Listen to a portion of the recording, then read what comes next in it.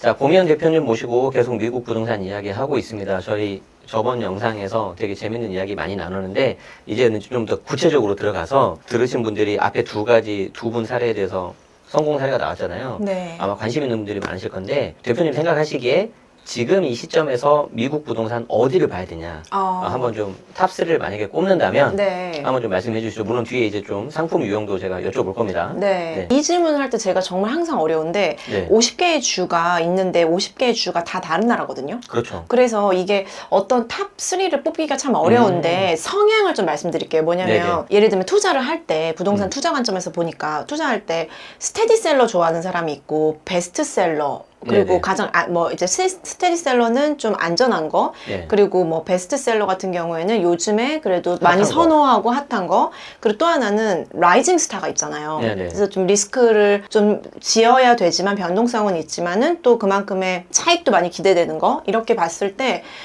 스테디셀러 같은 경우는 당연히 요즘에 그 너무나 유명한 곳들 우리나라 분들이 가장 제가 사실 50개의 주를 대표님 처음에는 다 정복하려고 했단 말이에요. 그러느라고 힘들지. 2년 동안 진짜 너무 죽을 뻔했어요. 건강이 축나가지고. 근데 그렇게 하더라도 지금 이제 좀 정리가 된 게 결국에 한국 분들이 선호하시는 곳은 유명한 곳을 좋아하시거든요. 맞아요. 그래서 너무나 잘 아는 뭐 캘리포니아라든지 아니면은 뭐 뉴욕 좋아하시죠. 그리고 뭐 뉴저지, 하와이라든지 그리고 뭐 텍사스 이런 데들 그리고 한국인들 많은 또 조지아, 애틀란타 이런 데들을 많이 찾으시는데 사두었을 때 가장 안정적이면서 이런 지역은 뭐 시세 차익 그리고 또 이제 시세 차익이 좀 비교적 잘 나는 곳 같은 경우에는 캘리포니아 좋고요. 근데 단점은 너무 비싸요, 캘리포니아는. 그리고 맨하튼은 시세 차익이 생각보다 그렇게 많이 나진 않지만은 너무나 스테디셀러죠. 왜냐하면 그렇죠. 전 세계 강남이라고 생각하니까. 네네. 그래서 사실 맨하탄도 관심 있는 분들이 많고 최근에 베스트셀러는 어디였냐면은 이것도 약간 요즘에 변동이 있지만 또 텍사스. 왜냐면 텍사스. 네, 텍사스하고 애틀란타, 조지아의 애틀란타라든지 뭐 이런 지역이 아무래도 제 고객분들은 다 한국 분들이니까 이분들이 한국의 기업들도 많이 갖고 미국은 특이하게 국가 안에서의 인구 이동이 있거든요. 재밌게도. 네네네. 그래서 이 너무 뭐 그런 비싼 동부의 뭐 뉴욕이라든지 뉴저지라든지 이런 보스턴 쪽 아니면은 뭐 캘리포니아 이런 비싼 곳에서 이 물가가 저렴하고 일자리가 늘어나는 이런 지역들로 많이 이동을 했단 말이에요. 그래서 이런 지역들이 그리고 가격 자체가 뭐 3분의 1 가격 이렇게 저렴해요. 그래서 이런 지역들도 굉장히 요즘에 핫했고요. 베스트셀러였고 한 지난 뭐 3년 동안. 근데 업라이징 그런 라이징 스타가 있잖아요. 그건 이쪽을 좀 보시면 좋을 것 같아요. 어디냐면 왜 지금 난리인데 트럼프가 그 관세 협상하면서 우리나라한테는 무려 3,500억 달러 이게 제가 원화로 환산해 봤더니 488조더라고요. 500조. 500조. 1년 우리 국가 예산하고 맞먹는 거. 네. 그러니까요. 그래서 어쨌든 미국에 투자라는 거잖아요. 기업 세우고 공장 짓고 하라는 거잖아요. 그런데 우리나라는 3,500억 달러지 일본은 6,000억 달러, 유럽에는 더 많이 요구했거든요.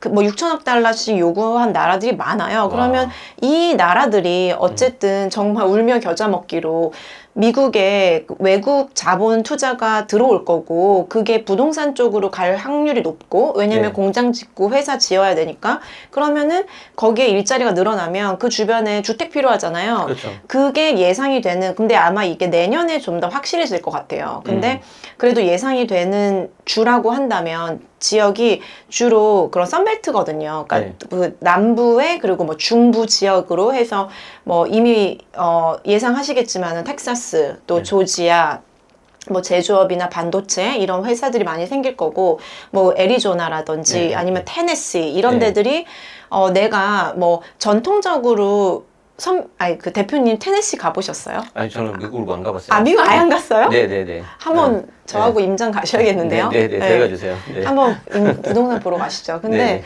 그런 가보지도 못한 동네들이긴 한데 네네. 여기로 아무래도 그런 공장이 지어지면서 일자리 생기고 주거지에 대한 또 수요가 늘어날 거기 때문에 나는 좀 더 전통적인 뭐 베스트셀러, 스테디셀러는 아니지만 나는 앞으로 한 10년 보고 라이징 스타를 찾는다. 그러면 이 주도 좀 야, 이 주도 주목하실 필요가 있겠습니다. 그러니까 내가 그냥 강남을 살 거냐, 네. 아니면 나중에 더 핫해질 성수를 살 거냐, 아니면 완전히 그냥 저기 재개발 그런 정비 사업 쪽을 살 거냐. 맞네요. 살짝 비슷하네요. 네, 맞네요. 우리나라로 치면 저기 용인 원삼면 반세권 뭐 이런 것도 있고 뭐 그런 식으로 좀 반세권이 뭐예요? 반도체. 그렇구나. 반도체 역세권. 반도체 역세권. 네. 그러니까 이제 지금 되게 잘 짚어주신 것 같아요. 네. 그냥 꾸준히 팔리는 곳, 그리고 이제 누가 봐도 딱 좋아하는 곳, 그리고 네. 이제 약간 좀 뭐 약간 하이리스크 하이리턴인데, 그치. 그냥 네. 어차피 돈이 흘러갈 거니까, 네. 이제 수익률을 좀 보고 들어가겠다. 이제 본인들의 어떤 성향이라든지 그런 게 따라 좀 다 다를 것 같습니다. 네. 그러면 이제 지역에 대해서 말씀을 잘 해주셨는데, 네. 그러면 이제 상품이 여러 가지가 있잖아요. 사실 우리나라는 어떻게 보면 아파트가 다 획일적으로 돼 있고 그 중에서 이제 일부 뭐 이제 빌라 같은 거 재개발 하는 경우도 있는데 미국은 좀 어때요? 우리랑 주거 형태가 좀 다르잖아요. 네, 완전히 선호하는 형태가 다르고요. 네네. 미국은 재개발, 재건축이 없어요. 그러겠죠. 네, 그래서 사실 뭐 낡은 집을 사는 거는 거의 의미가 없고 그런 선호하진 않고 네. 뭐 예를 들면 꼬마 빌딩 사서 플리핑이라고 하는데 네. 리모델링 네, 해서 네. 더 비싸게 되판매하고 그럴 수는 있는데 뭐 정말 우리나라처럼 뭐 정비 사업 이런 사업이 잘 없고요. 그 땅덩이가 크잖아요. 네, 네, 그런 네. 게 있고 보통은 저는 콘도미니엄 우리나라의 아파트는 미국인들이 선호하지 않아요. 집합 건축 건물을 싫어하고 콘도미니엄이 그냥 우리 아파트라고 생각하면 네, 되는 거예요? 아파트라고 생각하면 돼요. 주상복합이라고 주상복합. 생각하면 되는데 별로 안 좋아한다. 별로 안 좋아하죠. 왜냐면 옆집, 윗집, 아랫집 있는 걸 싫어하기 때문에 그리고 미국 사람들은 프라이버시에 엄청 그렇죠. 민감하잖아요. 그렇죠. 근데 콘도미니엄을 선호하는 주와 지역은 있어요. 맨하튼 80% 이상이 콘도미니엄 이런 아파트에 살고 있고 네네. 하와이의 오아후의 뭐 호놀룰루 메트로 동네 그 지역은 70% 이상이 아파트에 살아요. 그래서 현지인들이 선호하기 때문에 그런 일부 지역들은 아파트 괜찮고 네네. 또 아파트가 단점은 관리비가 발생하지만 또 장점은 관리가 쉽거든요. 그렇죠. 그래서 외국인 투자자분들이 또 선호하시는 게 있고 그런데 제가 본토에 정말 뭐 맨하튼이라든지 일부 이제 맨하튼하고 가까운 브루클린이나 뉴저지 이런 데를 제외하고는 콘도미니엄은 안 사드리거든요. 본토는. 네네. 그래서 본토는 뭐니 해도 단독주택이 최고다. 그냥 우리가 드라마의 미드에서 보면 항상 나오는 그 주택, 네. 잔디 깎고 막 그치. 그런 거. 그렇죠. 네, 그게 압도적으로 시세 차익이 잘 나요. 그러면 그런 단독주택은 주로 이제 시세 차익용인 거죠? 근데 주별로 네네. 월세 수익 뭐 6, 7% 나오는 곳들도 있어요. 6, 7%. 그럼 네. 6, 7% 나오고 그냥 기다렸다가 몇 년 지나면 시세차익도 좀 볼 수 있는. 네네. 이게 정말 잘만 고르면 두 가지를 다 가져갈 수 있는 그런 네. 거네요. 물론 이제 잘 여러분들이 공부하시고 네. 또 필요하시면 대표님 상담도 받고 그렇게 좀 하셔야 됩니다. 그러면 이제 그 상품하고 아까 말씀하신 그 지역, 특정 지역은 콘도미니엄에 통할 수도 있다. 네. 뭐 이제 그걸 두 개를 잘 결합을 하셔야 되겠네요. 네. 그러면 제가 그 다음 드리는 질문이 자 그러면 예를 들어서 내가 처음이니까 네.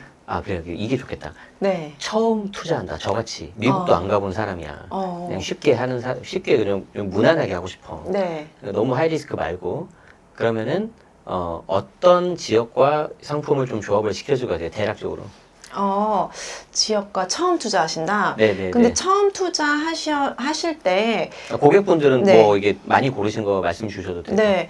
근데 이제 이런 거 있어요. 그 취향을 찾아가는 길을 떠나야 돼요, 우리가. 그렇죠. 아까 그래서 말씀드린 것처럼. 네. 네. 제가 거의 고객분들 상담하면 네. 1시간 동안 그분의 취향과 아. 그러니까 본인도 정확하게 알지 못하는 것들을 저하고 대화를 나누시면서 네. 그 취향을 찾아가거든요. 근데 특이한 게 뭐냐면은 저희 회사는 나라도 여러 곳을 보고 있고 그리고 미국 안에서도 여러 개의 12개의 그렇죠. 주를 보니까 그것 때문에 저한테 오는 분들이 주를 선택하고 오는 게 아니라 골라달라고 하면서 오거든요. 그럴 것 같아요. 제가 네, 봐도. 그래서- 잘 모르기도 하고. 네, 아마 미국의 중개사분한테 직접 찾아가시는 경우에는 그 주에 관심이 있어서 가실 거 아니에요. 근데 저는 이제 주를 찾아달라고 오시는데 첫 번째 제가 드리는 말씀이 그 투자 목적을 분명히 하셔라. 예를 들어서 월세 수익이 무조건 높아야 되는 분. 네네. 그리고 두 번째로는 뭐 시세 차익 아니면은 나는 혹여나라도 나중에 우리가 아이를 데리고 갔을 때 실거주해야 되기 때문에 굉장히 학군이 좋은 데가 중요하다. 이런 투자 목적을 다 알아보는 게 있고, 그리고 아무리 본인이 처음에는 뭐 선호가 크게 없고 뭐 저보고 추천해달라고 하시는데 그래도 친숙하고 안 가보 뭐 지인이나 연고가 있거나 안 가보셨더라도 본인이 좀 마음에 친근함을 느끼는 주가 있더라고요. 그렇지. 네. 난 뉴욕이야 무조건. 그쵸. 그런 어제 제가 만난 분도 자기 무조건 맨하튼이래요. 그래서 그 한 번도 안 가보셨는데 그래서 그런 본인이 저하고 그리고 제가 이제 12개의 주를 펼쳐놓고 그 장점만 있지 않거든요. 결코 단점도 그렇죠. 많아요. 다. 그래서 그 처음에는 그러니까 제가 상담이 오래 걸리는 거예요. 힘드시겠다. 그거를 다 이제 펼쳐놓고 네. 장단점을 다 말씀해드려요. 그러면 일단 조건에 맞지 않은 것부터 제외가 되다 보면은 결국에 그 선택을 하게 되는데, 그러다 보니까 제가 12개의 주를 자문을 해드리지만 가장 많이 선택하시는 곳들이 뭐 캘리포니아, 그리고 뉴욕 너무나 이제 다들 선호하시고, 또 학군 중시하시는 분들은 뭐 뉴저지, 하와이, 그리고 제가 첫 집을 하와이를 사서 하와이 자문을 받으러 오시는 분이 많고, 또 여러 가지 장점 때문에 요즘에 텍사스 인기 굉장히 많고요. 그리고 뭐 아이들을 아이들을 아이비리그라든지 아니면은 명문 보딩 스쿨에 좀 진학하고 싶다 이런 분들은 보스턴 쪽도 많이 보시고요. 네네. 그리고 한국 분들, 그리고 우리 자동차 회사라든지 반도체 회사들이 많이 이제 진출을 했다 보니까 그 조지아의 애틀란타도 많이 보고 계세요. 너무 많이 나와가지고 특히 이제 처음 들으신 분들은 좀 어려우실 수도 있을 것 같습니다. 네. 그래서 관련 공부도 좀 하시는데 그게 제일 인상적이었던 것 같아요. 네. 나의 그 취향. 네. 그게 정말 중요한 것 같은데 네. 뭐 만약에 제가 한다면 저는 그냥 무조건 뉴욕을 할 것 같습니다. 저도. 그냥 무조건 저는 좋은 거. 뉴요커. 네. 해보고 싶어. 네. 자, 그러면 요거 좀 한번 물어볼게요. 특히 이제 미국 같은 경우는 이제 월세인데 이게 이제 수익률하고도 좀 직결이 된단 말이죠. 네. 그리고 이제 우리나라도 이제 점점 전세가 좀 줄어들고 월세로 좀 이렇게 많이 바뀌는 그런 시장인데 네. 임대 수익률 관점에서 좀 우리 대표님 보시기에 또 한국에서도 생활하고 계시니까 좀 한국과 미국의 좀 가장 큰 차이가 어떤 거예요? 너무 많은데요. 네네. 일단 미국은 무조건 월세예요. 무조건 월세잖아요. 네, 무조건 그렇죠? 월세니까 주택이라 하더라도 그 기대되는 시장에서 월세 수익률이 우리나라보다 훨씬 높다. 보통 몇 퍼센트 정도? 그러니까 보통은 그래도 뭐 하다못해 4%는 돼야, 그쵸. 네, 그 4%가 넘기를 원하죠. 근데 네네. 만약에 내가 진짜 하이엔드의 럭셔리하고 뭐 정말 오션프론트 이런 거면은 당연히 4%는 어려운데 그래도 다 들어보시는 대표님이 좋아하시는 그 맨하튼조차도 네. 4% 넘는 걸 전 사드리거든요. 네네. 그래서 월세 수익률이 높다. 그게 있고 미국이 진짜 월세가 기가 막히게 높아요. 하나만 예를 좀 네, 들어주십시오. 예를 들면 지금 맨하튼 월세가 난리가 나가지고요. 지난 1년 동안 맨하튼에 예전에 그러니까 그 맨하튼에 살고 있는 사람들의 본인의 연봉의 60% 정도, 70%를 월세로 낸다고 들었어요. 근데 월급에? 월급의 70%를 야. 그랬는데 올해 지금 맨하튼의 그 월세가 폭등했거든요. 그러다 보니까 지금 제가 통계치가 이제 여러 군데서 다르기는 한데 80% 정도를 월세에 낸다는 거예요. 아니 생활이 돼요 그러면? 생활이 사실 안 되죠. 네. 그럼에도 불구하고 이제 뉴욕에 머무르려는 이런 여러 가지가 있을 텐데 그쵸. 이제 뭐 대표님 보시기에 월세가 특히 뉴욕 같은 게 물론 이제 뭐 대도시라서 그렇겠지만 뭐 생각하시는 좀 그 이유가 어떤 거? 왜 이렇게 월세가 오르는 거예요? 월세 오르는 이유가 일단 뭐니 해도 부동산 시장이 다 좋다고 볼 수는 없는데 이제 지금 금리가 너무 높잖아요. 네네. 금리가 높으니까 집을 안 살려고 한단 말이에요. 네네. 지금 상당수 어떻게 보면 저는 솔직하게 매수자 우위 시장이라고 봐요. 미국 전체적으로 볼 때. 그래서 네네. 집을 잘 안 살려고 하다 보니까 근데 그 우리가 의식주 중에 그 집은 의식주 중에 필수 요소잖아요. 네네. 뭐 땅바닥에 나앉을 수 없잖아요, 우리가. 네네. 그래서 어딘가는 살아야 되기 때문에 월세 수요만 늘어나는 거죠. 일단 집은 내가 안 사고. 그쵸. 일단 좀 기다리니까 거긴 또 전세도 없으니까 그럼 월세 수요만 늘어나는 거죠. 그러니까 당연히 월세는 올라가는 거는 당연한 거고, 예. 그리고 또 하나는 금리가 높아졌다 보니까 당연히 부동산 투자자들 관점에서도 그 예금 금리하고 월세를 또 비교하게 되잖아요. 그래서 월세가 높아진 것도 있고, 또 마지막으로는 이거는 맨하튼만 좀 특수했는데 그 네. 뉴욕주의 임대차 계약에 대한 뭔가 좀 수수료 법이 좀 바뀌었어요. 그러면서 집주인들이 올해 특히나 거의 월세를 10% 정도를 일제히 인상시켜 버렸거든요. 아이고.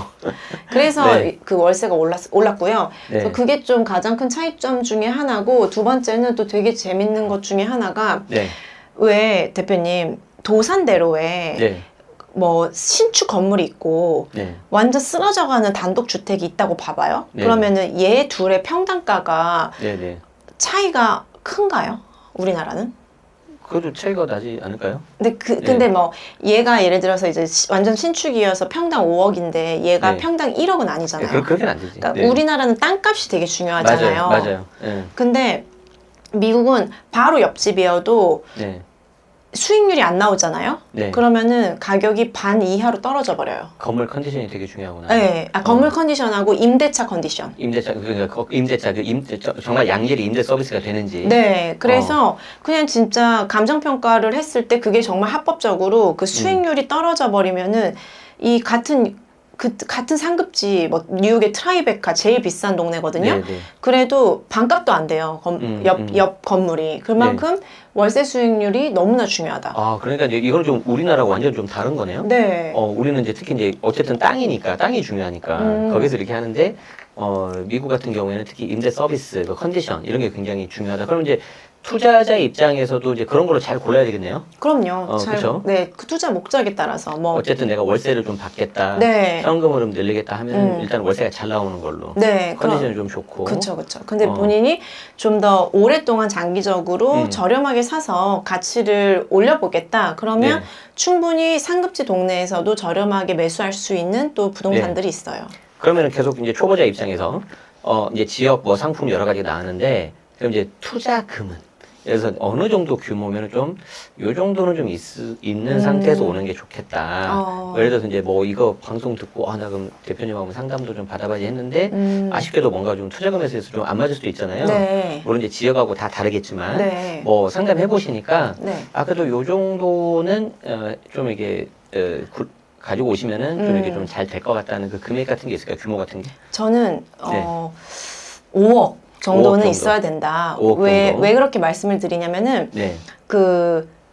제가 참 재밌는 게 뭐냐면 한국 분들이 저한테 오는 분들은 우리 서울 아파트가 지금 평균 가격이 또 올라가지고 13억이 됐단 말이에요. 네네. 그러면 미국에서 외국인도 대출이 60% 정도는 나와요. 네네. 그러면 이제 서울에서 대부분 이제 서울 아파트를 투자하고 싶어 하시니까 서울이랑 또 미국에 서울에 아파트 한 채를 더 살까 아니면은 해외에 살까 고민을 하다 오신단 그렇죠. 말이에요. 그래서 한 5억 정도를 생각하시는 분들이 좀 많이 있으신 것 같고 비교를 했을 때. 네네. 그리고 두 번째는 또 하나가 뭐냐면은 이게 아무래도 미국이 원거리에 있다 보니까 아무리 제가 뭐 유능한 중개사와 관리회사와 뭐 업체들을 다 소개시켜 드려도 한국에서 내 바로 옆에 있는 집처럼 막 사고 팔고 할 수가 없고, 미국은 거래 비용도 높거든요. 네네네.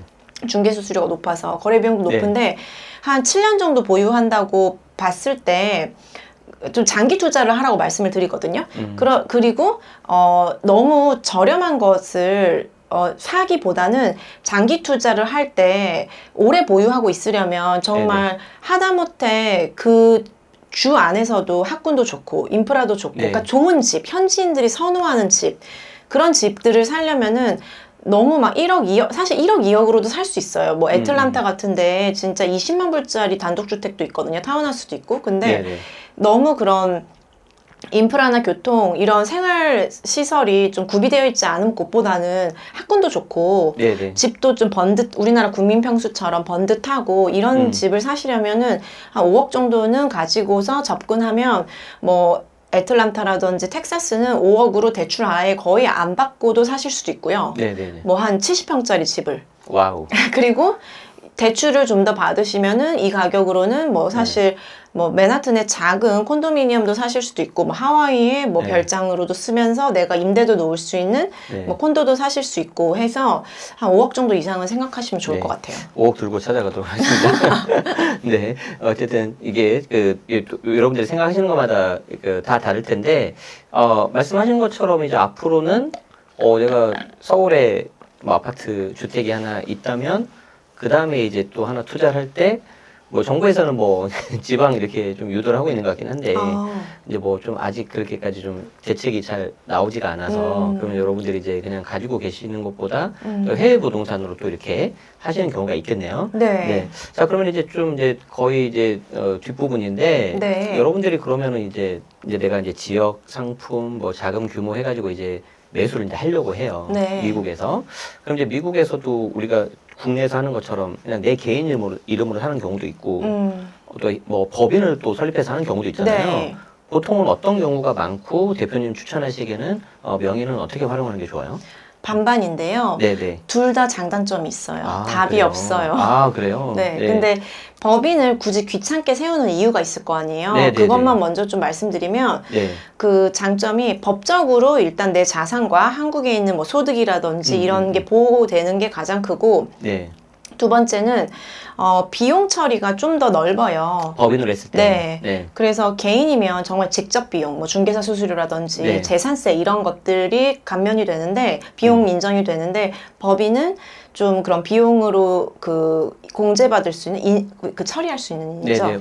그 필요 경비 처리가 범위가. 맞아요. 필요 경비의 범위가 더 넓다. 그래서 그런 부분에서 하시는 경우가 있고, 세 번째는 세제적으로 봤을 때 법인이 만약에 나는 어차피 종합소득세를 너무 많이 내고 있다. 그런 네네. 분들은 개인이면은 결국에 이게 양쪽 국가 중에서 큰 걸 내게 되지만, 한국에 만약에 한국 세금이 더 크시면은 그 차익만큼을 또 내야 되거든요. 네네. 개인은. 그런데 법인은 사실 배당받지 않으면 세금을 네네. 안 내도 되잖아요. 네네. 그리고 앞에 말씀드렸던 외국인에 대한 원천징수 이런 것도 법인을 세워서 피할 수 있는 방법이 있거든요.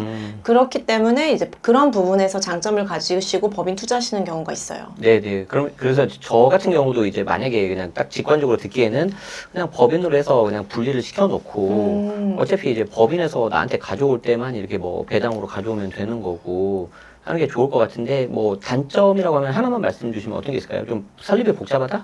설립은 복잡하진 그렇게 않고요. 네. 그 유지 비용이 보통 그러니까 그 회계사, 세무사 네. 수수료가 흔히 말하는 이제 기장 수수료. 그렇죠. 기장 수수료가 추가로 들어가니까. 얼마나 많이 안 들어가지 않나요? 그래도 네. 만약에 뭐 50만 불짜리 뭐 집 하나 사는데 그 월세 뭐 한 뭐 2,500불 이 정도, 뭐 2,800불 받았다고, 더 나오죠. 사실 3,000불 정도 받았다고 쳐봐요. 근데 네. 또 미국은 회계사, 세무사 수수료가 비싸거든요. 우리하고 좀 다르겠죠. 네. 그렇죠. 네. 그러다 보니까 뭐 배보다 배꼽이 더 크다 이러실 수도 있어서, 그리고 아무래도 나도 관리해야 되고 법인도 하나 법인 격체니까 관리해줘야 맞아요, 되잖아요. 맞아요. 그게 귀찮아 하시면은 그냥 개인으로 사세요. 개인으로 사면 이제 여러분 잘 아시겠지만 국내 소득하고 국외 소득하고 이제 다 합쳐집니다. 네. 그래서 이제 좀 세금 부분은 좀 더 커질 수 있다. 네. 그런데 이제 저 같은 경우는 뭐 다른 얘기인데 네. 이제 유튜브 하시잖아요. 네. 그럼 이제 유튜브 수익 뭐 요즘 뭐 그렇게 많이 안 되는데 그래도 막 이렇게 달러로 들어오잖아요. 달러 부자시겠다. 근데 이제 최근에서는 제가 이제 네. 달러로 들어오면 네. 그걸 이제 원화로 이제 환전을 잘 안 해요. 이제 그냥 가지고 있어요. 네, 잘하셨어요. 예, 그래서 이제 그냥 그대로 쭉 가지고 있는데 여러분들도 이제 이런 거를 취득을 하시면은 달러로 들어오잖아요. 그럼 약간 뭐 배당도 받고 아니면 개인이면 다 합산되고 이렇게 하는데 달러를 좀 가지고 오시는 것도 되게 좋을 것 같아요. 이제 다른 얘기 투자 관점에서 네. 이제 뭐 이걸 체크 안 할 수가 없어요. 네. 이제 트럼프가 이제 재집권 하면서 특히 막 관세 막 이런 거 되게 좀 약간 시끄럽잖아요. 네. 뭐 미국 우선주의 기조도 좀 있고. 네. 그래서 혹시 내가 이게 미국에 투자를 하려고 하는데 네. 뭐 우리 정부나 기업 보니까 좀 뭔가 좀 이렇게 좀 뭐도 많이 부담해야 되는 것 같고 네. 나 같은 우리 일반 개인한테도 혹시 이렇게 좀 뭔가 불똥이 튀는 거 아니냐 맞아요. 이런 염려 있을 것 같긴 한데 네. 어떠세요, 대표님 보시기에?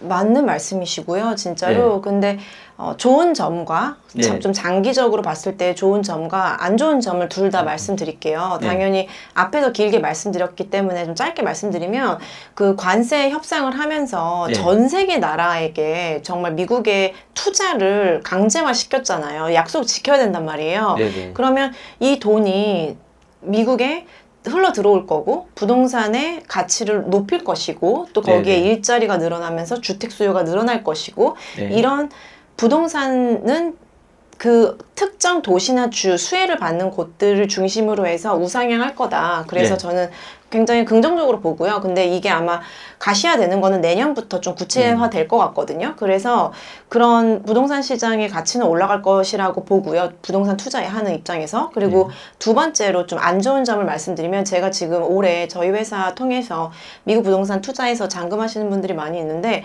일단 중국부터 규제가 들어갔어요. 그래서 지금 이런 적이 사실 없거든요. 그런데 한국 분들은 아직은 괜찮아요. 근데 이제 실물을 저는 접하면서 제가 자문을 해드리는 입장에서 은행이라든지 뭐 이런 금융 전문가들을 소개를 시켜드렸고 근데 외국인 대출에 대한 규제가 LTV가 10% 차이 나는 거 외에는 그 규제가 없었어요. 네네. 불평등이 없었는데 일단 많은 은행에서 중국 국적의 사람들은 지금 대출이 막혔어요. 아예.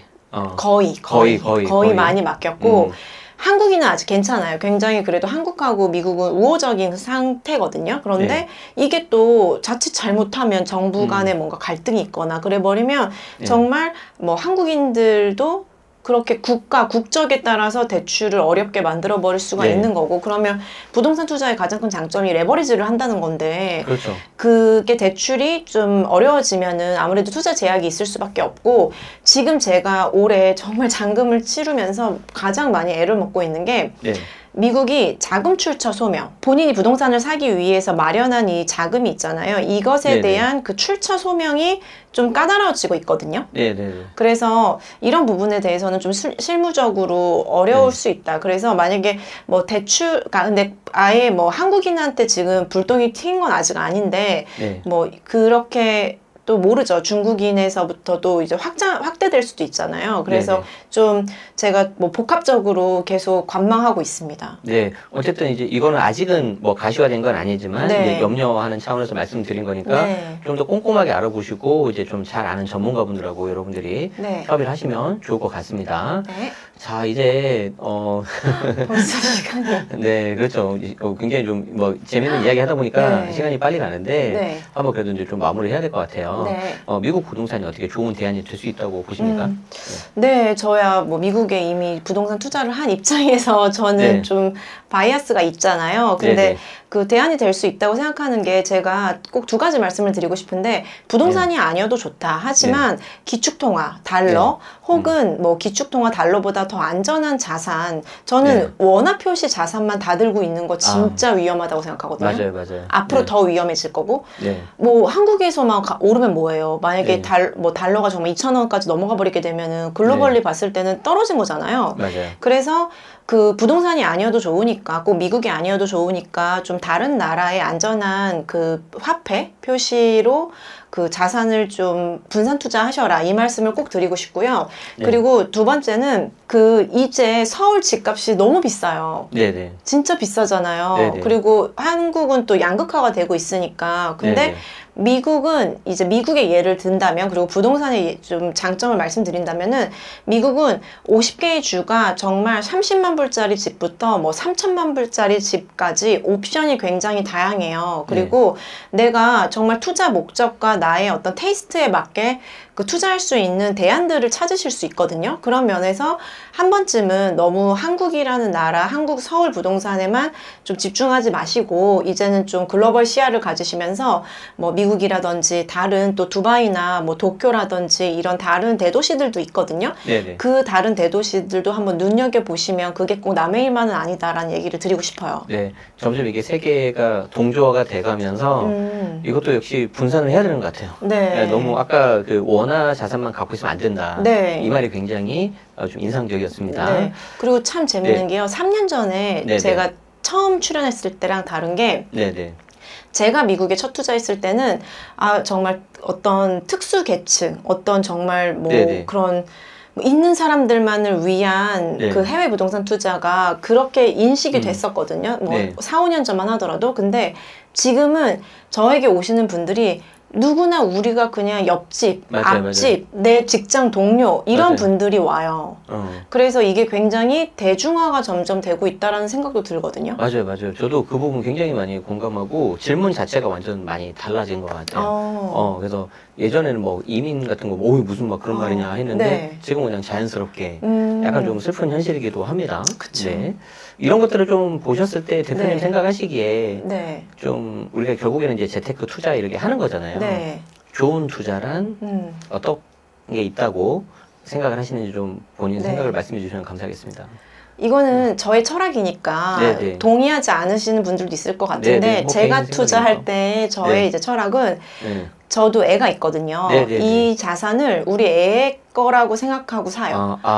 그만큼 제가 고 이병철 이제 회장님의 그 명언이죠. 그러니까 네네. 가문에 물려줄 수 있는 가문의 자산을 사라라는 아. 말을 굉장히 좋아하는데 네네네. 저는 그래서 좀 더 보수적으로 그리고 네. 제가 가진 돈이 있다면 가진 돈에서 가장 좋은 것을 사려고 노력하거든요. 그게 부동산이 아니더라도. 네네. 그래서 좀 좋은 투자란 네. 정말 이게 내 세대가 아니고 우리의 그 가문에게도 그 물려줄 수 있는 그런 자산을 보유하시면 좋겠다라는 말씀을 드리고 싶습니다. 굉장히 인상적이었습니다. 저도 갈아타야 될 것 같은 느낌이. 네.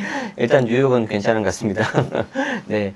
저희 이제 긴 시간 많이 해주셨는데, 마지막으로 저희 구독자분들에게 특히 이제 뭐 이미 투자도 많이 하신 분들도 계실 거고, 이제 막 고민이신 분들도 계실 거고, 한편으로는 막 급등하는 집값에 좀 불안하신 분도 계실 거고, 뭐 여러 가지 상황이 있으실 것 같은데, 이 불확실한 시장을 바라보고 있는 우리 시청자분들에게 마지막 한마디 부탁 좀 드리겠습니다. 네. 그래서 요즘에 또 경기도 녹록지 않고 또 다들 뭐 어떻게 좀 더 그 근로나 사업 외에도 재테크 통해서 절세하고 뭐 투자하실 수 있는지 궁금하신 분이 또 우리 대표님 채널 구독자 분들이시잖아요. 근데 제가 마지막으로 드리고 싶은 말씀은 저는 언젠가는 점점 더 특히 부동산을 도시 간의 경쟁이 될 거라고 생각하거든요. 다들 의식 수준이 높아지시고 이제 다들 너무 똑똑하세요. 정보도 맞아요. 너무 많이 가지고 있기 때문에 이분들이 서울에 아파트 샀어. 그러면은 두 번째 사기는 지금 너무 비싸고 어려워졌잖아요. 그러면 네. 이분들이 맨하튼 사볼까? 아니면 뭐 도쿄, 두바이 다른 나라로 눈을 돌리는 게 불가능하지도 않고 이제 다들 의식 수준이 높아진 거죠. 그래서 저는 뭐 너무 한국과 서울만 집중하지 마시고 또 우리가 해외에서 돈을 많이 벌어서 외화를 벌어서 가지고 그렇죠. 오면 되잖아요. 그렇죠. 국위선양 하십시오. 네, 그래서 네. 이게 또 글로벌 추세거든요. 글로벌 트렌드이기 때문에 네. 좀 관심을 가지시고 저희 고미현 TV도 많이 사랑해 주시면 감사하겠습니다. 네, 더 많은 정보는 저희 고미현 TV 가서 구독하시면 좋을 것 같습니다. 특히 도시 간 경쟁이다. 오늘 굉장히 좋은 말씀 많이 해주셔서 다시 한번 감사드립니다. 오늘 나오셔서 고맙습니다, 대표님. 네, 감사합니다.